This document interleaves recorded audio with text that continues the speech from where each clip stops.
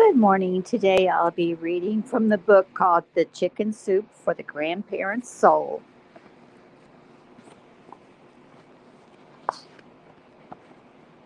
And today the name of the story is Orange Cheeks.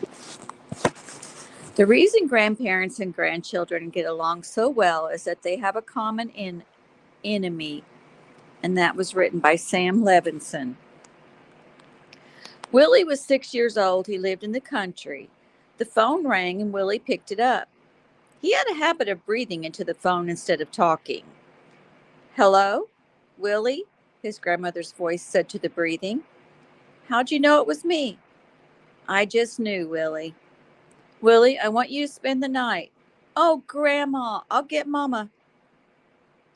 His mother took the phone, talked a while, and hung up. "Willie," his mother said, "I never let you spend the night at your grandmother's because you get in trouble."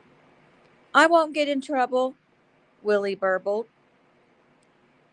He shone with excitement, so his mother spoke quietly and seriously. "I don't want to get a call tonight and have to drive 30 miles to pick you up." "No trouble," he said. "I'll tell you this. Your grandmother can be difficult late in the day," she went on. "You can be a bit of a grump, or she can be a bit of a grump." "I'll be good, I promise." "Well, if there's any trouble, you won't go overnight again for a year. Go up and pack your bag." Willie had won. He ran upstairs and put 6 t-shirts and a toothbrush in his bag. He and his mother drove all the way into Cambridge. Willie loved Cambridge because all the houses were squeezed together. They drove around Harvard Yard, down Trowbridge Street, and took a left on Leonard Avenue. The houses were all wooden triple-deckers, and his grandmother lived at number 9. They parked, and Willie ran up the outside stairs, pushed the outside door open, and pressed the buzzer inside.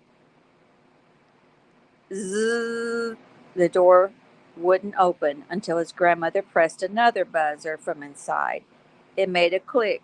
Then the door unlocked. It was magic. Willie pushed the door in and stood at the bottom of the stairs.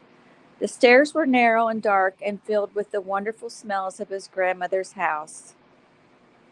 He could have spent the whole weekend right here, but his grandmother was standing at the head of the stairs calling him. "Come on up, Willie." "Here I come, Grandma," he sang out. He rushed up to the top, and his grandmother leaned down for a hug. He kissed her on those wrinkled, crinkled cheeks. He loved those cheeks, but never said anything about them. "You'll be in the guest room upstairs," his grandmother said. "There's a prize up there for you." "Oh, thank you, Grandma," he said, hurrying up the steps.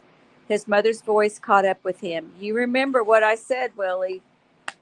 "Don't worry, no trouble." When Willie ran into the guest room, he saw his grandmother had done something wonderful. She had pasted 6 large silver stars to the ceiling. He loved those. The prize lay on the table: 2 pieces of orange paper, a small pair of scissors, glue, and a sharp pencil. Willie took the scissors and cut 2 circles from the paper and put glue on the back of the circles.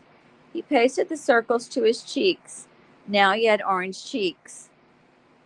Looking out the window, he saw his mother driving off. "Goodbye, Mama," he shouted with a victorious grin. He ran downstairs, and his grandmother said just the right thing: "Wonderful cheeks." "Thank you, Grandma," he smiled, jouncing his shoulders. "We'll have tea in the dining room, but first I'll hang out, wash, and you'll go on an errand to Mr. McCurshan's. You know him." "The fruit man?" "Oh, yes, he's right next door. He's expecting you. Get 4 pounds of bananas. Here's $1. Do a good job." Willie went down the dark, narrow stairs, the secret stairs, and outside to the fruit store. He had never gone on an errand by himself before. He bravely stepped into the old-fashioned fruit store. Dark. The floor was dark and wooden and oily. Mr. McCurchan stood there. He was older than the bananas, and he was curved like the bananas. "Hello, Willie," he said in a long, dark voice. "Your grandmother told me you were coming." "Nice to see you again." He reached to the top of the banana rack. I got 4 pounds of bananas for you. Willie shook his head back and forth. I don't want those. What's the trouble? Mr. McCurchin asked. They're rotten. They're not rotten, Mustache McCurchin insisted, laughing. They're ripe. Best way to have them. I want the yellow ones, Willie said. Mr. McCurchin replaced the bananas and took yellow ones from the rack. Someday you'll know better, he growled. Think I know better now, Willie replied. Mr. McCurchin seemed to be chewing something distasteful. I like your cheeks, he finally grunted. Willie looked up. I like your cheeks, too. Arr! Willie took the bananas to the backyard where his grandmother was hanging clothes on the line. Good for you, Willie. You're a regular businessman. You go up and play till I finish, and we'll have tea. Willie was a businessman. To him, a businessman was someone who made pencils marks on the walls, secret ones, but they were real. Willie went up and down the back stairway making small pencil marks. Then he decided to make a secret mark in the dining room. He pushed a chair against the white wall in the dining room, stood on the chair, reached way up, and started to make a tiny dot. Willie heard something. Terrified, he turned. Grandma! In his panic, he made a scratch mark 2 feet long on the wall. Oh no, I have to go home now. He tried to erase it, but that made it worse. He spat on his hands and tried to wipe the mark off. Now it was all over the wall. It was horrible. Now he was in trouble. He jumped off the chair and ran to the window. His grandmother was hanging the last few socks. He had to do something or he'd have to go home. Willie opened the drawer in the pantry and saw a hammer and 2 nails. He took them into the dining room. He pulled the dining room cloth off the table and climbed onto the chair. He nailed the cloth to the wall. Now you couldn't see the scratch mark, but you could see the dining room cloth. His grandmother made the tea and put everything on a tray. Come on, Willie, we'll have tea in the dining room. His head seemed to be sinking into his shoulders. Let's have the tea here, he said. We always have tea in the dining room, she said, and went into the dining room alone. Willie, the dining room cloth is not on the table, she said curiously. Then, Willie, the dining room cloth is nailed to the wall. After a silence, Willie said, Which wall? You come in and see which wall. Willie came slowly in. His head sank further into his shoulders. Oh, that wall, Willie said. I nailed it to that wall. Suddenly he began to shake. His whole body trembled and he burst out crying. Now I have to go home. He was crying so hard the tears ran down onto orange paper cheeks. He began to rub the cheeks and the paper was shredding. That overwhelmed his grandmother. Willie, she said, rushing over, kneeling down to hold him. She was crying now, and her tears were falling onto his orange paper cheeks. She held him close, then breathed deeply, saying, Willie, look at the two of us. This is absurd. It's all right. No, it isn't, Willie sobbed. Now I have to go home. I can't come for a whole year. You don't have to go home, she said, standing and straightening her dress. It's perfectly all right. No, it isn't, Willie persisted. Mama says late in the day you're a grump. His grandmother's eyes opened rather wide. Huh, she does she? His grandmother's lips pursed in thought for what seemed forever. Well, I'll tell you this, Willie. Your mother's no prize either. They sat down at the table. Now we'll have tea and then we'll take care of the wall. How many sugars, Willie? 5. 1, she corrected. The tea seemed to calm his whole body. His grandmother took the hammer and pulled out the nails. She put the cloth on the table, saying, I'll sew the holes up another time. For now we'll put a bowl of fruit over one hole and flowers on the other. Your mother will never know. Then his grandmother put putty in the nail holes, and she and Willie painted over the scratch mark.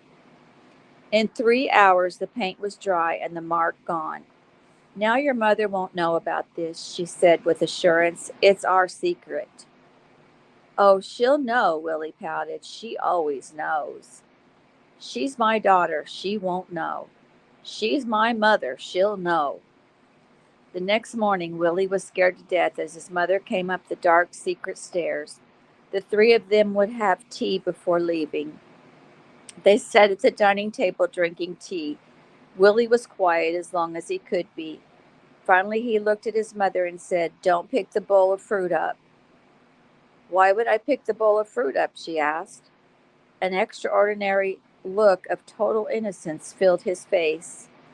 "I don't know." Tea continued, and Willie was staring at the wall.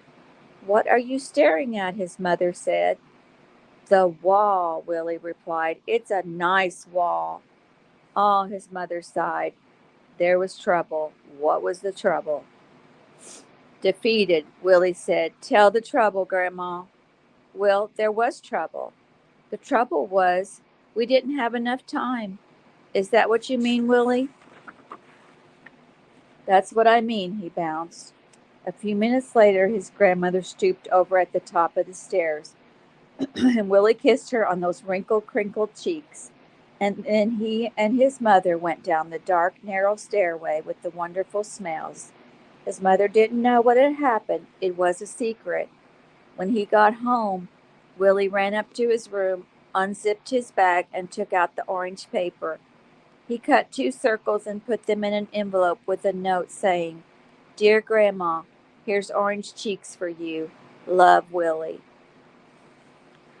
And here is a poem written by Virginia Ellis. "I love you, Grandma," said the child. Grandma said, "I love you too." "I love you more," said the child. "I love you more than you." "Well, that's an awful lot of love," said Grandma then and smiled. "I love you, Grandma, most of all," more loudly said the child. "Well, I love you back as much and more." Grandma smiled again. "No, Grandma, you don't understand. I can't love you the mostest then." Two tiny arms reached out to squeeze. Grandma had no further words. Such love directly akin to God's, unconditional and unreserved. And that's the end of the story. Thank you for joining me and have a wonderful day.